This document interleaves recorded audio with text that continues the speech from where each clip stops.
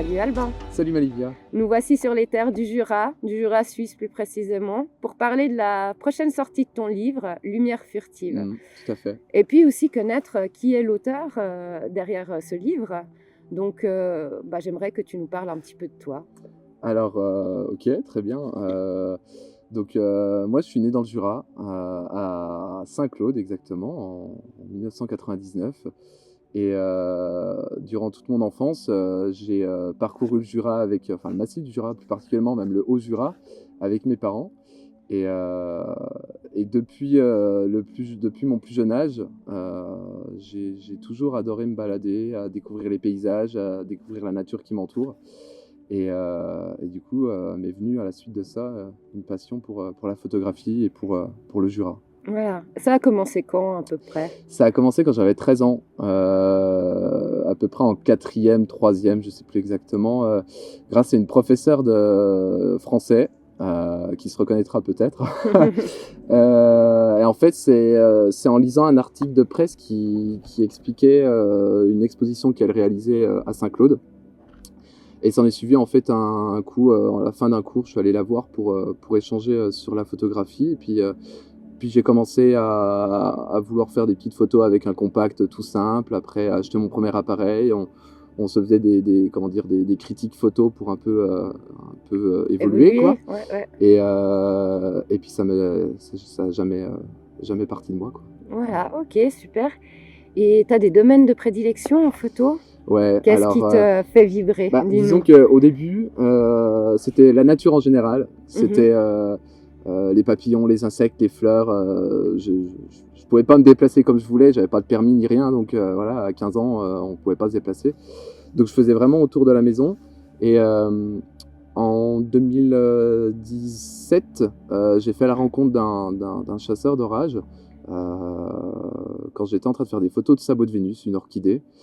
Et quand je suis rentré à la maison, j'ai regardé en fait les photos de chasseurs d'orage, enfin du moins de ce que t'es un chasseur d'orage, je ne connaissais pas.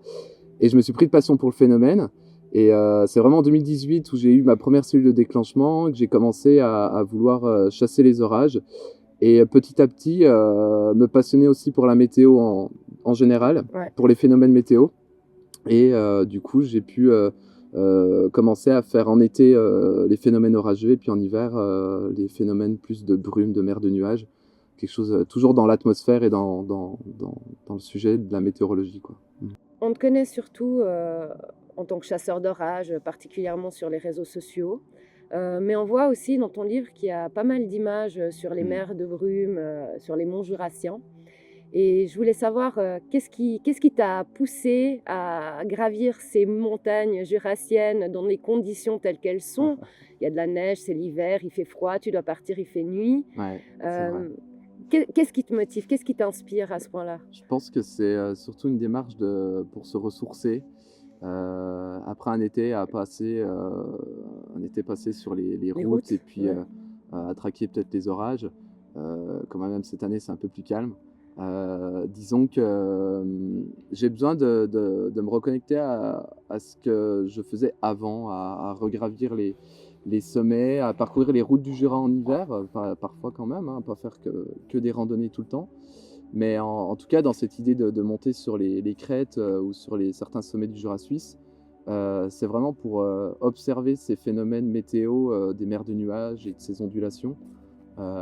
Pour capter ces mouvements, c'est assez, c'est assez onirique, assez irrationnel comme paysage. Et puis me reconnecter, ouais, peut-être un peu plus au côté un peu sauvage du Jura, préservé, avec cette idée de ne pas forcément voir la vie sauvage, mais de savoir qu'elle est là, invisible, elle est là, présente, mais on ne la voit pas. Donc on vient de parler de tes expériences photographiques. Maintenant, j'aimerais savoir ce qui t'a motivé à vouloir nous présenter un livre, nous offrir un livre avec tes images. Alors, donc ça intervient après plus de 5 années d'expédition dans le massif du Jura, entre les orages et puis les mers de nuages. Et en novembre 2024, j'ai eu cette idée peut-être un peu délirante de vouloir sortir mon premier livre, dans l'idée de mettre sur papier toutes mes photos, enfin du moins une sélection de mes photos que j'ai pu accumuler, dans le but de partager, ces expériences, ces lumières, particulières que beaucoup n'ont pas forcément la chance de voir, du fait que c'est, soit très tard la nuit ou très tôt le matin, que ce soit en semaine ou en week-end.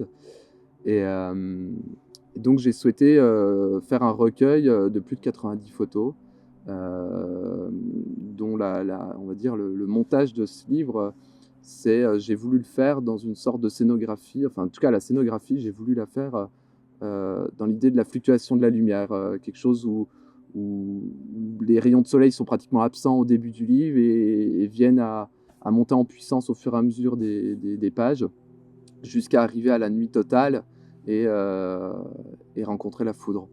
J'ai souhaité faire, une histoire comme ça, du début de journée à la fin de journée, en fluctuant entre la mouvance de la lumière, quoi. C'est très beau comme tu nous racontes ça. C'est à peu près ça que j'ai voulu faire. Donc ouais, ça sera, 128 pages consacrées au Massif du Jura, une célébration, enfin je l'imagine comme ça pour le Massif du Jura, avec, certaines images, qui sont consacrées à des exercices que je fais moins souvent comme, un peu d'animalier, des choses comme ça, qu'on voit beaucoup moins sur mes réseaux. Et voilà, donc je pense que, sortir un livre, c'est, pour un photographe, je pense, c'est une sorte de consécration, voilà, déjà une chance si j'arrive à sortir un livre et j'espère que ce sera un bel objet, ouais.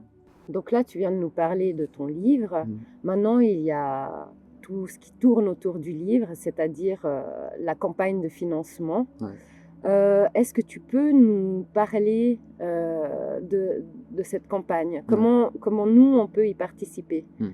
Alors, la campagne, ça se fait sur Ulule, donc sur le site Ulule, dans le but, en fait, de réunir des fonds, entre autres, 8 900 €, qui serviront, en fait, à payer les frais d'impression pour 750 exemplaires, de ce livre, donc payer l'imprimeur, payer également le graphiste avec lequel j'ai travaillé pour faire les visuels qu'on peut découvrir sur la campagne. Parce que, ben, voilà, sortir un livre, c'est pas gratuit. J'ai souhaité l'auto-éditer également, je passe pas par une maison d'édition, donc je suis tout seul à le réaliser et donc sans cette campagne de précommande, parce que c'est vraiment ça le but, de précommander, des exemplaires et d'atteindre cette somme, le livre ne pourra pas voir le jour.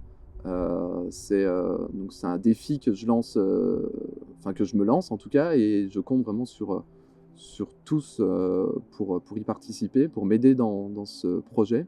Donc en fait, si la campagne de précommande donc arrive à son terme, donc c'est le 17 octobre de mémoire, et qu'elle réussit, donc je vais pouvoir faire imprimer ce bouquin, et le faire sortir avant les fêtes de fin d'année, c'est ce que je garantis d'ailleurs dans les commandes, c'est que les personnes pourront l'offrir, à Noël, sous le Ouais. sapin.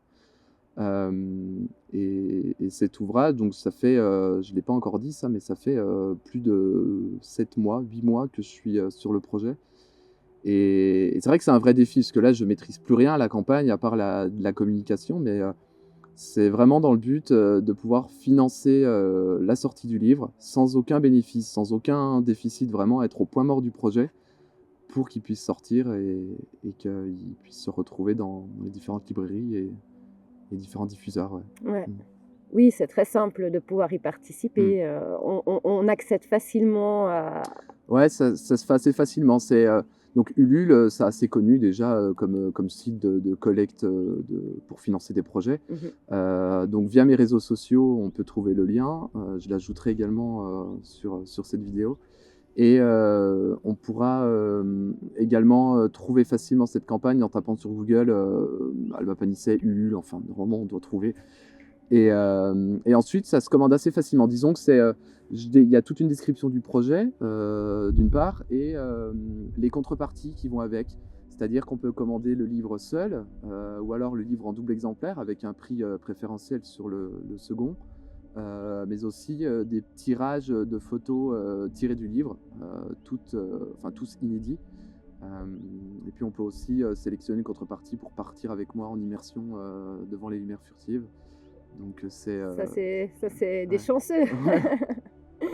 Mais disons que je le propose parce que ça peut plaire aussi Bien sûr. disons à offrir, ça peut être quelque chose d'intéressant, avec les fêtes qui approchent. Donc voilà, donc faut choisir sa contrepartie et ensuite, le comment dire?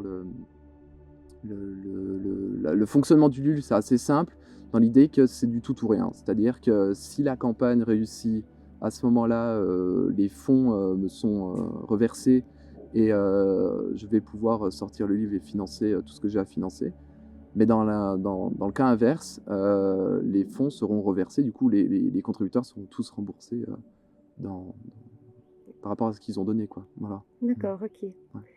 Et puis, tu as d'autres projets, autour de ça? Ouais, en parallèle, il y a, le 19 septembre prochain, enfin il y a pas mal de choses en soi. Le 19 septembre prochain, donc une conférence sur les orages, dans le Haut-Jura. Ça se passera donc à Saint-Lupicin, à la salle des fêtes. S'en suivra dès le lendemain une exposition où je suis invité d'honneur. C'est à Morat-en-Montagne, donc c'est le club photo de Morat-en-Montagne qui m'a contacté pour être invité d'honneur pendant une semaine. Donc ça sera des événements qui arrivent vraiment très prochainement. Et ensuite, différents festivals avec le festival à Chamonix, un festival photo à Chamonix fin octobre. Et puis d'ici la fin novembre, le festival de Montier-en-Der en Haute-Marne, où j'ai également été sélectionné. Donc le mois de novembre va être assez Bien chargé chargé, ouais. entre l'envoi des précommandes, les diffuseurs, toutes ces choses-là, la sortie du livre. Donc ça va être assez intense, mais c'est un bon stress et Oui. c'est une bonne pression, quoi. Ouais. Ouais. Voilà. Bon, bah, écoute Albin, je te souhaite plein de succès dans Merci à cette toi, Manivia. aventure. Merci beaucoup. Et puis, de toute façon, tu nous donnes pas mal de nouvelles sur les Ouais, réseaux. ouais, ouais, On peut suivre justement cette campagne de tout à fait. participation au jour le jour. Mm. Donc ça, c'est chouette aussi de pouvoir voir où tu en es. Et puis partageons. Exactement, c'est le maître mot. Il Ouais. faut partager, communiquer et je pense que c'est vraiment grâce à chacun Ouais, que ce projet que ce peut projet voir verra le jour, jour. quoi. Ouais, Ouais, ouais. grâce à tous. Super. Merci beaucoup. Et avec plaisir. Merci à toi, Manivia. À bientôt. À bientôt.